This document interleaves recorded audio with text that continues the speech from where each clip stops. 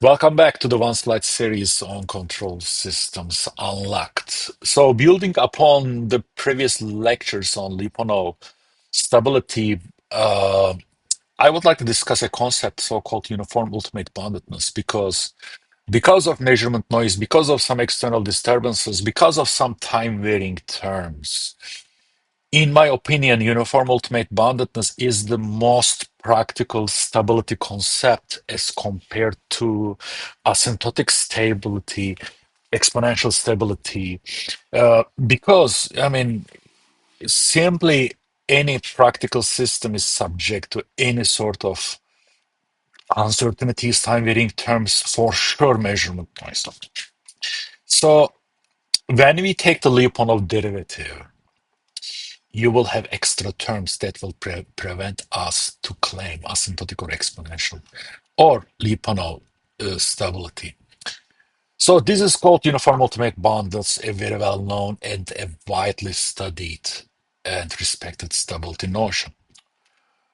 Uniform ultimate boundedness is when you have this Lyapunov function, which is positive definite, radially unbounded, contains the origin, usual properties like we used in the last three lectures. But when you take the v dot, we would like to establish a form like minus alpha v plus beta. This goes without saying, alpha and beta being a positive constants. And if your v dot, if you end up in a v dot that is looking like this, then your origin is uniformly ultimately bounded, meaning your states x1 and x2 remain bounded.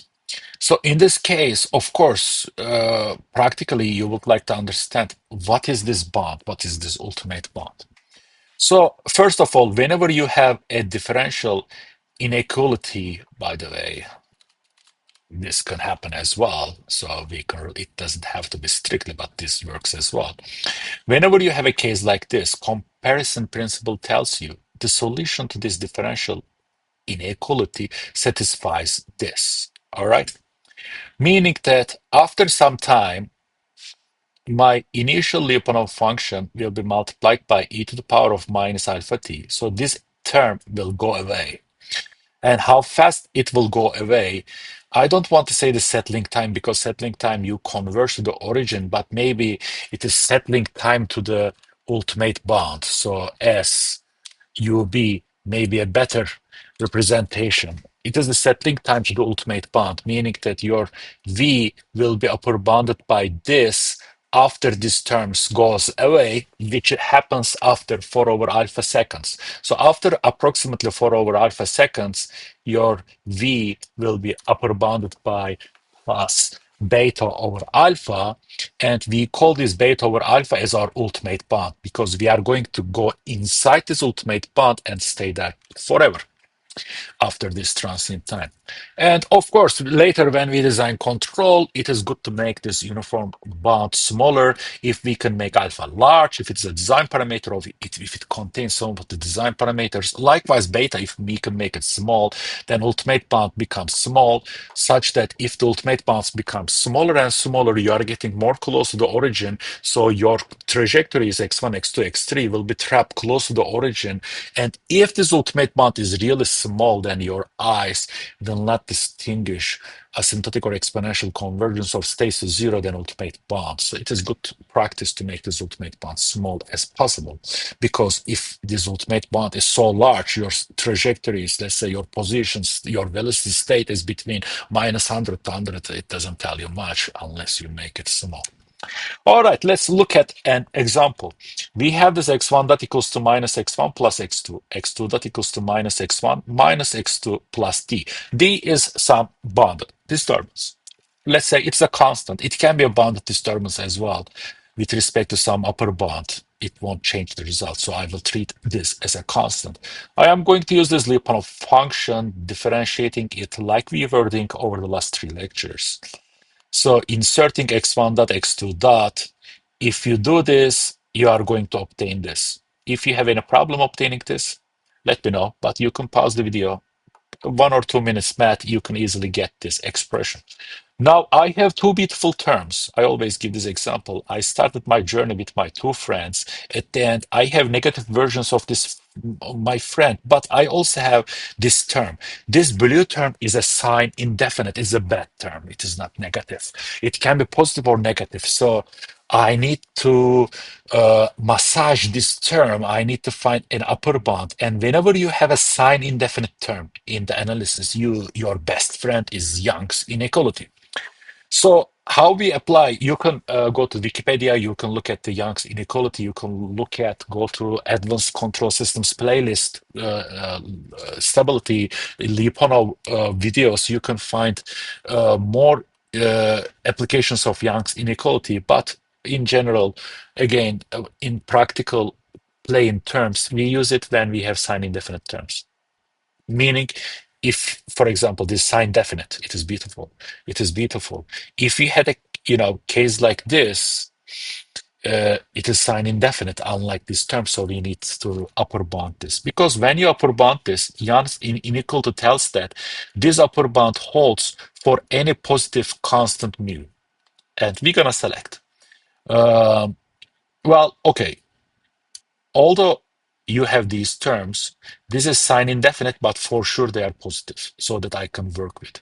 So we are going to upper bound this term with this. When you do so, you have this term coming from here.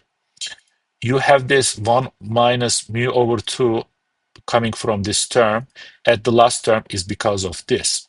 Now, at this step, I would like to preserve the positiveness of these two beautiful terms. And for this reason, mu affects to the second one. I am choosing mu to be 1.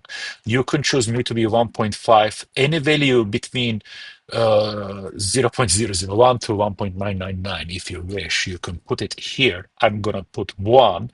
When you put 1, you have 1 minus 1 over 2 is zero point 0.5 plus 1 over 1 d to the power of 2. Well, now again, I have three sign definite terms right now. But again, remember, this doesn't tell you about stability much unless you put the Lyapunov right-hand side into this form. So I would like to express right-hand side as a function of v. Because of this, if you remember this trick from 3 videos back, I am basically writing this as minus zero point 0.5 minus zero point 0.5 x1 to the power of 2, the same term, and the remaining is the same. Now, from here to here, I am dropping one of the terms. I am dropping this guy so that I can work with the remaining three terms. Because why? Why not? You are finding an upper bound. You are allowed to take the upper bound. And if this value is minus 5, when you drop one of the term, it will be minus 4. So this term will be greater than this value. Of course, remember, you are working with negative terms right now. Once you drop that term, this will allow you to write. Basically, this becomes V in this case, directly V, so minus alpha V plus beta. Alpha is 1 because this becomes minus V, right? Alpha becomes 1, and this becomes our beta d to the power of 2. In this case, our ultimate bound, if you can calculate, first of all, before the ultimate bound, settling time to the ultimate bound will be 4 over alpha, alpha is 1. So in 4 seconds, this term will fade away so that our system trajectories x1 and x2 will be trapped inside the ball characterized by this ultimate bound, beta over alpha. And in this case, beta is d to the power of 2. Or ultimate bound d to the power of 2 over 1 d to the power of 2, meaning that if your disturbance is large, you are moving away from the origin. If your disturbances are small, you will stay close to the origin, which makes sense, right? If you have a quadcopter, if a very strong wind pushes your quadcopter, you will get affected more by the stronger disturbance. And of course, how we can suppress disturbances, uncertainties is of definitely an interest, which we're going to cover later in the series. But for now, I try to introduce the uniform ultimate boundedness concept, ultimate bound, convergence with ultimate bound. I think I covered all. Again, whenever you I want you to remember, whenever you cannot conclude asymptotic or exponential stability, then you can investigate for uniform ultimate boundedness. And this happens most of the time when you have sign indefinite terms. I'm not saying for all sign indefinite terms, but when you have disturbances measurement noise, for such terms, use Young's inequality and upper bound those. Now, as this being said, if you have any questions about uniform ultimate boundedness or any of the steps that you see, let me know. Otherwise, see you in the next video. Take care. Bye.